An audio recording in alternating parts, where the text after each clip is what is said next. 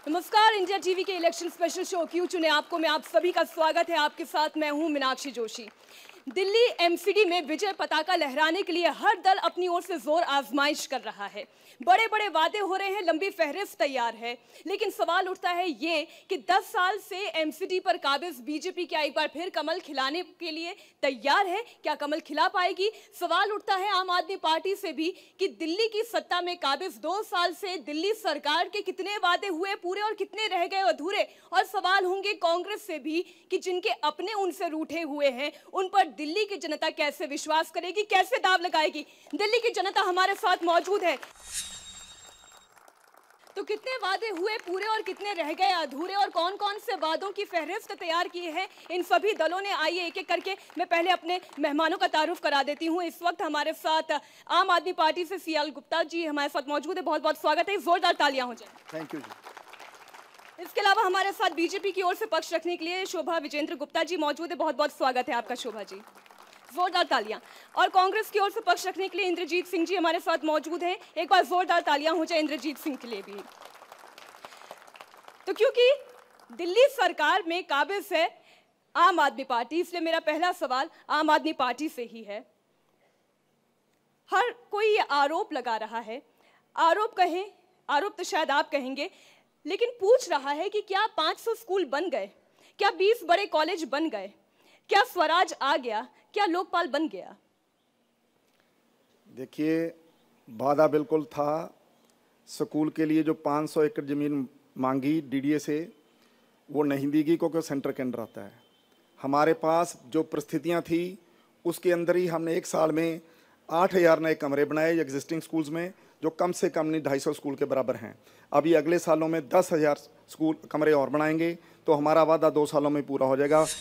क्या वजह है कि 10 साल से आप लोग एमसीडी में रहे, लेकिन उसके बावजूद आपको वोट हासिल करने के लिए इतनी जोर आजमाइश करनी पड़ रही है? सवाल आपके सामने इसलिए उठता है क्योंकि अगर कमी रह गई है तो उसके गुनहगार तो आप ठहराए जाएंगे। देखिए, सबसे पहली बात यह है कि आप जाके सर्वे कीजिए, इतना उत्साह का वातावरण है। 23 तारीख की लोग वेट कर रहे हैं, 23 तारीख आए और कमल का बटन दबाएं।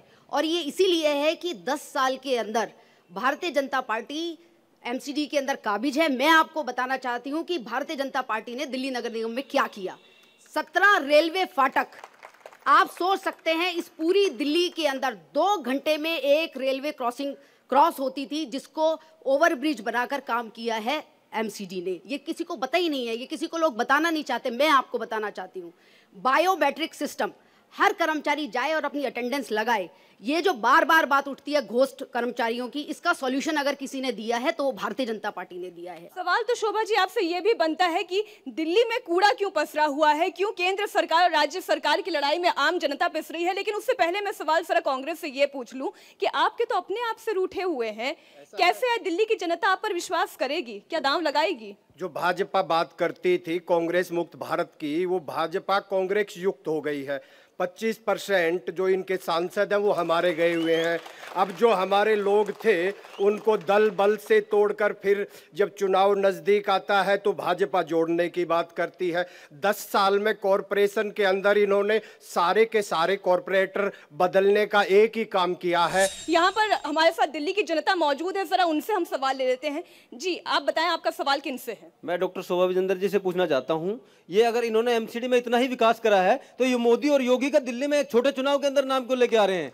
ये अपने विकास की बात करें ना, इनके पास कुछ कहने को कुछ है ही नहीं ना, ये उसकी बात करें। मेरा डॉक्टर शोभा विजेंद्र से सवाल है, अगर 10 साल में इन्होंने इतना अच्छा काम किया है तो एमसीडी का शिक्षा का स्तर इतने नीचे, एमसीडी के जो हॉस्पिटल हैं वो इतने बीमार कैसे, और एमसीडी में आज सफाई की व्यवस्था सारी दिल्ली कूड़े का ढेर नजर आ रही है। और इसीलिए इन्हें अपने सारे कॉरपोरेशन के अधिकारियों को, निगम पार्षदों को बदलना पड़ा, क्योंकि वो भ्रष्ट भी थे और नकारा थे और दिल्ली की जनता उनको नकारती।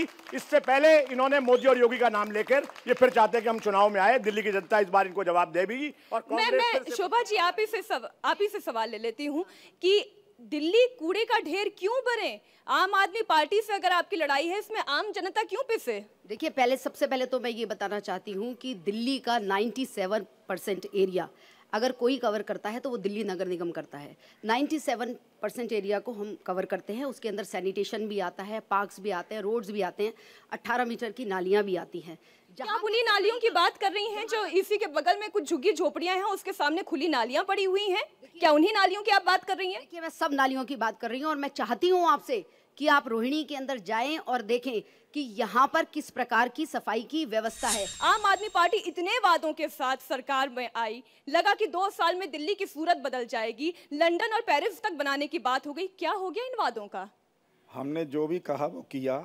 पानी का था, बिजली का था, हेल्थ का था, स्कूल का था, इंफ्रास्ट्रक्चर का था, जो भी वादे हुए हैं। आपने पानी और बिजली की बात कही है। मैं पहले जनता से पूछ लूं, क्या पानी माफ हुआ? बात तो पूरी होने दो, सवाल पूछने वाला कारण। क्या बिजली बिल हाफ हुआ? अब आप अपना जवाब पूरा करें। देखो, जो वादे हैं सारे अभी 2 साल हुए हैं, 3 साल हमारे पास बाकी हैं। मोस्ट ऑफ दी जो प्रोमिसेस हैं वो 2 साल के अंदर अंदर काफ़ी हद तक हमने कवर कर दिए हैं। हम अब भी कहते हैं एमसीडी के लिए, एक तो भ्रष्टाचार मुक्त करेंगे, एक हाउस टैक्स माफ करेंगे, एक ये सफाई का जो गंदगी का ढेर करा हुआ है इसको बिल्कुल साफ कर देंगे, और जो वर्कर्स हैं जिनकी वजह से ये गंद पड़ता है, तनख्वाह नहीं देते, हर महीने की 7 तारीख को उनकी सैलरी उनके अकाउंट में जमा करा दिया करेंगे। आपने हाउस टैक्स की बात की, बहुत अच्छी बात कही है, लेकिन उससे पहले मैं जरा यहाँ की जनता से एक सवाल ले लेती हूँ, फिर मैं हाउस टैक्स पर आपसे सवाल पूछूंगी। जी, आपका क्या सवाल है? मेरा सवाल आम आदमी पार्टी से है। मैं आपसे जानना चाहती हूँ कि जिन वादों को लेकर जब आपने पॉलिटिकल पार्टी बनाई थी तो आपने बहुत सारी ऐसी बातें की थी, और जब आप सरकार में आए तो आपने कहा हम गाड़ी नहीं लेंगे, बंगला नहीं लेंगे, सिक्योरिटी नहीं लेंगे।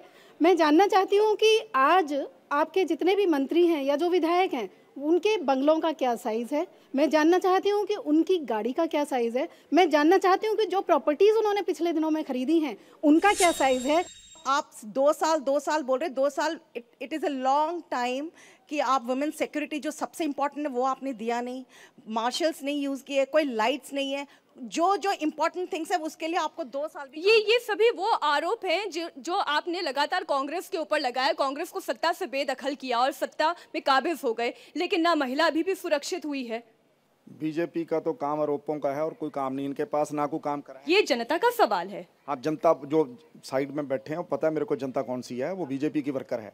सुनो बात, सुनो मेरी बात सुनो। नहीं जी सुनो, वर्कर तो वर्कर रहेगा, मेरी पार्टी का वर्कर मेरी पार्टी का वर्कर रहेगा, कांग्रेस का रहेगा। किसी शेप में बैठ जाओ, किसी शेप में बैठ जाओ, जो वर्कर जिस पार्टी से जुड़ा हुआ है वो वर्कर उसी पार्टी के साथ रहेगा, उसकी आइडियोलॉजी के साथ रहेगा। मैं किसी पार्टी के वर्कर नहीं हूं, मैं महिला हूं, लेकिन मैं सुरक्षित दिल्ली में महसूस नहीं करती हूं। जवाब दीजिए। जवाब देता हूं, जो काम हमने कहे वो पूरे करे। 2 साल के अंदर दिल्ली में किसी भी सरकार ने आज तक वो काम करे हो। 70 साल में दिल्ली में किसी ने मेडिकल कॉलेज नहीं बनाया जो हमने 2 साल में बना दिया। जो भी काम बिजली का था, पानी का था, ये जो 500 करोड़ के करीब हमने पुलों में बचाया, वो भ्रष्टाचारी तो रुका है। और कहाँ रुका है? भ्रष्टाचारी रुका है, और क्या हुआ? कौन नहीं बचाया? कांग्रेस के टाइम में नहीं, आपको मैं बात करता हूं, ये जो बचाने की बात कर रहे हैं, कॉर्पोरेट कांग्रेस के टाइम में टेंडर हुए और जो एस्टीमेट कॉस्ट थी और टेंडर कॉस्ट के बीच की ये बात कर रहे हैं। जब इनके समय में टेंडर हुआ ही नहीं तो इन लोगों ने कैसे पुल की कॉस्ट बचा दी? सरासर झूठ बोल रहे हैं ये लोग, और इन्होंने कोई ऐसा काम नहीं किया। वो सिर्फ कांग्रेस के टाइम में टेंडर हुए थे और हम लोगों ने ही वो काम पूरा हुआ। इन्होंने अगर किया तो उसके अंदर जो एलिवेटेड जो उतरने चढ़ने के रास्ते बनने थे वो उन्होंने कैंसिल कर दिए। इसके अलावा इन्होंने कुछ नहीं किया। बिल्कुल, देखना बड़ा दिलचस्प है और सुनना भी बड़ा दिलचस्प है कि जनता यहाँ पर आरोप लगा रही है कि काम किसी ने नहीं किया, फिर चाहे वो आम आदमी पार्टी हो, कांग्रेस हो या बीजेपी हो, लेकिन इसके बावजूद यहाँ पर आरोप और प्रत्यारोप का दौर जारी है। रुकेंगे एक छोटे से ब्रेक के लिए और फौरन हाजिर होंगे और पूछेंगे सवाल, इस बार जो वादे किए हैं कैसे होंगे वो पूरे। ब्रेक के बाद एक बार फिर आप सभी दर्शकों का स्वागत है। आप देख रहे हैं क्यों चुने आपको, इंडिया टीवी का ये इलेक्शन स्पेशल शो है। तो यहाँ पर सवाल और जवाब का सिलसिला लगातार जारी है। मैं सबसे पहले एक बार आम आदमी पार्टी से ये पूछ लूं कि हाउस टैक्स माफ करने की बात वो कर रहे हैं, लेकिन हाउस टैक्स माफ होगा कैसे? सरकार कैसे उठाएगी ये बोझ? ये सवाल पहले भी उठे थे कि जी बिजली आदि कैसे हो जाएगी, पानी माफ कैसे हो जाएगा, हमने तब भी कराया था। आज हमारा हाउस टैक्स की बात कर रहे हैं, ये भी हम कर देंगे, बिल्कुल करेंगे। यहाँ पर जो जनता मौजूद है उनमें कुछ युवा भी हैं, युवा अपना कोई सवाल पूछना चाहते हैं, जरा मैं पहले उनसे पूछ लूं। मैडम, मैं बताता हूँ कि भाजपा ने इस बार अपने सारे काउंसलर क्यों हटाए। हमारे भी शोभा विजेंद्र गुप्ता जी खड़ी हैं। एक दिल्ली में हरदयाल लाइब्रेरी चलती है जिसकी वो चेयरमैन है। एमसीडी में अपने कर्मचारियों को देने के लिए पैसा नहीं है। मैडम की गाड़ी का पेट्रोल हरदयाल लाइब्रेरी। पेंशन घोटाले में सबसे ज्यादा अभी पिछले दिनों केजरीवाल ने बयान दिया, अगर एमसीडी में बीजेपी आ जाती है और बिजली और पानी महंगा हो जाएगा। क्या बिजली और पानी एमसीडी के अंदर है? बिजली पानी एमसीडी बढ़ा सकती है? ये सारा दिल्ली गवर्नमेंट के अंदर है। ऐसे गलत स्टेटमेंट एक सीएम को तो नहीं देनी चाहिए कम से कम। मैं दोनों का सवाल मैं पहले बीजेपी से ले लेती हूँ जवाब। शोभा जी जरा ये बताइए, युवा है, लाइब्रेरी की बात पूछ रहा है, सवाल जायज है? Library Hardayal heritage municipal library Delhi की हेरिटेज लाइब्रेरी है। 100 वर्ष का इतिहास इसका है। हमने इसका शताब्दी वर्ष मनाया। पूरे देश के अंदर, पूरे विदेश के अंदर हमने इंटरनेशनल कॉन्फ्रेंस की, सभी लाइब्रेरियंस को बुलाया और 3 करोड़ रुपया आवंटित इस बात के लिए किया कि यहाँ की किताबों का नवीनीकरण हो, डिजिटाइजेशन हो। भारतीय जनता पार्टी के कार्यकाल में इस पुस्तकालय को चरम सीमा पर पहुंचाने का काम भारतीय जनता पार्टी कर रही है। इस प्रकार के आरोप बिल्कुल निराधार हैं। वो लोग जो कोई काम नहीं करते हैं वो दूसरों पर केवल आरोप करने का काम करते हैं। मैं पूछना चाहती हूँ, ये लोग, आप पार्टी के लोग जो सादगी की बात करते थे, 16,000 की थालियां खाते हैं ये लोग, इनको शर्म नहीं आती? 16,000 की ये थालियां खाते हैं। इन लोगों से मैं पूछना चाहती हूँ, कहते थे हम वीआईपी गाड़ियां नहीं लेंगे। ऐसा मुख्यमंत्री बताइए जिसके पास कोई पोर्टफोलियो ना हो, मुख्यमंत्री बिना काम का। ठीक है जी। उनका सवाल ये नहीं था, उनका सवाल था जब कारपोरेशन में सफाई कर्मचारी को देने के लिए वेतन नहीं है, शोभा विजेंदर अपनी गाड़ी का पेट्रोल हरदयाल लाइब्रेरी से ले रही है। मैं बताना चाहती हूँ आप सबको, जिस समय ये सत्ता में काबिज थे हरदयाल लाइब्रेरी के ऊपर, 800 इन्होंने भर्तियां, इलीगल भर्तियां की और उन लोगों को ये लाइब्रेरी के अंदर पहुंचाया इन्होंने। हमने आकर उसके अंदर सुधार किया। आज हमारी लाइब्रेरी में 85 का स्टाफ है। मैं पूछना चाहती हूँ, अशोक जैन जी ने जेल की सवारी नहीं, अब हम बीते की नहीं, अब आगे की बात करते हैं कि अब आप क्या करेंगे? अब आप क्या करेंगे जो 10 साल में नहीं हुआ? अब आप कैसे उद्धार करेंगी? देखिए, हम भारतीय जनता पार्टी के कार्यकर्ता हैं। हमारी पार्टी सत्ता के अंदर आने वाली है। हमारे संकल्प बिंदु के अंदर, चाहे वो नालियां हो, चाहे वो सड़कें हो, चाहे पार्क हो, चाहे कंप्लीट डिजिटाइजेशन हो, ये काम हम करने के लिए जा रहे हैं। ये हमारे संकल्प पत्र के मुख्य बिंदु हैं। देश की जनता हमें केवल इसीलिए चुन रही है कि जो हमने कहा वो किया। 10 साल में क्या किया और क्या हुआ ये तो जनता बता रही है। लेकिन आम आदमी पार्टी से जरा मैं ये सवाल भी पूछ लूं कि आप ये कहते रहे थे कि वीआईपी कल्चर खत्म करेंगे, लेकिन यहाँ पर मौजूद जनता ये सवाल आपसे पूछ रही है कि वीआईपी कल्चर खत्म करने की आपने बात की थी, आप तो खुद उसके साथ हो लिए। बिल्कुल नहीं साथ हुए। आज अगर लाल बत्ती कल्चर सेंटर गवर्नमेंट ने एक्ट पास करा है तो बतौलत केजरीवाल के सवाल उठाए हुए उन पे नियमों पे करा है। ये बात हमने बदल दी है, राजनीति हमने बदल दी है, वीआईपी कल्चर हमने बदल दिया है। और शुंगलू कमेटी की रिपोर्ट के बारे में आप क्या कहेंगे? तो सुनो, मेरी बात पूरी तो होने दो आप पहले। अब ये शोभा विजेंदर जी ने चला के कह रही हैं सीआईसी की रिपोर्ट, इनकी अपनी सेंट्रल एजेंसी की रिपोर्ट, इनके खिलाफ भाई 25,000 गुलाटे विकलांगों की में, तो उसमें ये इन्वॉल्व हैं। कोई हुई कार्रवाई क्यों नहीं हो रही? पुलिस इनकी सारे सेंटर इनके, सारी एजेंसियां इनकी, और उसमें 25,000 घोटाले में शामिल है खुद। दूसरों का क्या करोगे? सवाल इनसे भाजपा पार्षद जी से है। मैं केवल ये कहना चाहता हूँ, संविधान में वो कौन सी धारा है कि कोई पार्टी ये मान ले कि इनके सारे के सारे निगम पार्षद भ्रष्ट हैं और शोभा जी को भी टिकट नहीं मिला? और तो मैं ये चाहता हूँ पता करना, ऐसा कौन सा, मतलब मैडम ही अपने मुख से बताए तो अच्छा रहेगा। मेरा नाम असलम बेताब है। मैं आम आदमी पार्टी के गुप्ता जी से जानना चाहता हूं कि इन्होंने नौजवानों के लिए क्या किया। इन्होंने लंदन और पेरिस बनाने की बात की, लेकिन नौजवानों को वाईफाई भी फ्री नहीं दिया। शोभा जी, क्या वजह है कि आपको अपने सारे कैंडिडेट बदल डालने पड़े? एक भी पसंद नहीं आया? नहीं, आपने बिल्कुल गलत कहा। कैंडिडेट नहीं, हमारे कॉर्पोरेटर्स। भारतीय जनता पार्टी परिवारवाद पे विश्वास नहीं रखती। वहाँ पे कोई अरविंद केजरीवाल जैसा सुप्रीमो नहीं है।